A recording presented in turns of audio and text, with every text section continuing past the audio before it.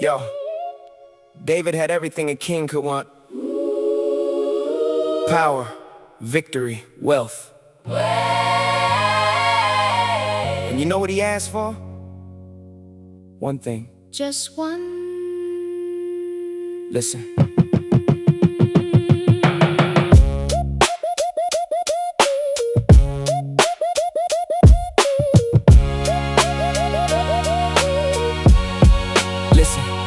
Let me paint the picture. King on the throne, got the army, got the kingdom, got the victories known. But when he sat down quiet and he searched his own soul, one desire surfaced and it made him whole. Not more power, not more land, not the longer reign, not the elimination of every sorrow and pain. Just one thing: to dwell, not visit, but stay in the presence of the Most High every single day. See, there's a difference between dropping by and settling in, between a surface level faith and dwelling deep within. David knew that fear has an address, and it lives in the distance between your soul and where the Most High gives his light. And light is the first word of the psalm. The Lord is my light, and that changes the calm. Not a flicker, not the candle, but a stronghold and a source. Fear can't find its footing when the light sets the course. One thing, that's all I need, to dwell in the presence, let my soul be free. The Lord is my light, whom shall I fear? When I draw close to him, danger disappears. One thing, just one desire, settle my heart, take me higher.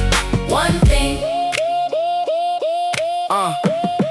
Yeah, now, let's get practical, cause the psalm is real life, not just ancient poetry for handling ancient strife. Fear is present tense, it shows up in the morning. Before the day begins, it's already there. Warning you about outcomes you can't control. Whispering about the future, trying to own your soul. But here's the ancient answer, and it's simple but it's deep. The closer that you draw to God, the less fear gets to keep. It's grip on how you move, it's weight on how you think. Fear needs distance to survive, watch how fast it shrinks when you turn your full attention, even 2 minutes, toward the one who is light in life and stronghold. Watch what fear becomes small, peripheral, a shadow in the corner of the room. When the light is strong enough, there simply isn't room for the darkness to expand, for the anxiety to grow. Dwell in the presence, and you'll know what David knows.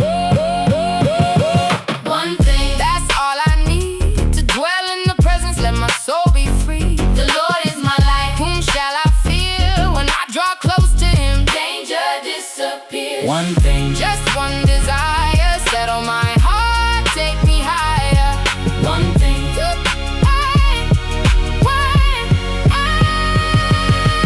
teach me to want you more than I want. Safety, settle my heart, let one thing be enough.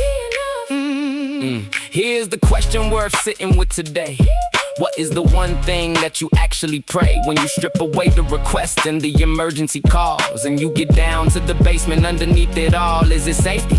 Is it comfort? Is it outcomes in your favor? Or is it something older, something deeper, something greater? David had the nerve to ask for presence over protection, and discovered that the presence was the protection. That dwelling in the light meant light walk where he walked. That the stronghold wasn't walls, it was the God he talked to. Every morning, every evening, every in-between. The most fearless life is not the safest life, is the most seen by the one whose presence turns the valley into ground you can actually stand on. Solid, steady sound. So find your one thing, find your 2 minutes in the morning. Find the stillness, find the beauty, find the quiet without warning. Sit before the sky and let it tell you what it knows. That the God who made the light is the God who with you goes. Whom shall I fear? The psalm ends where it starts, with light, with salvation, with the settled, grateful heart. One thing, just one. Dwell, the Lord is my light, whom shall I fear?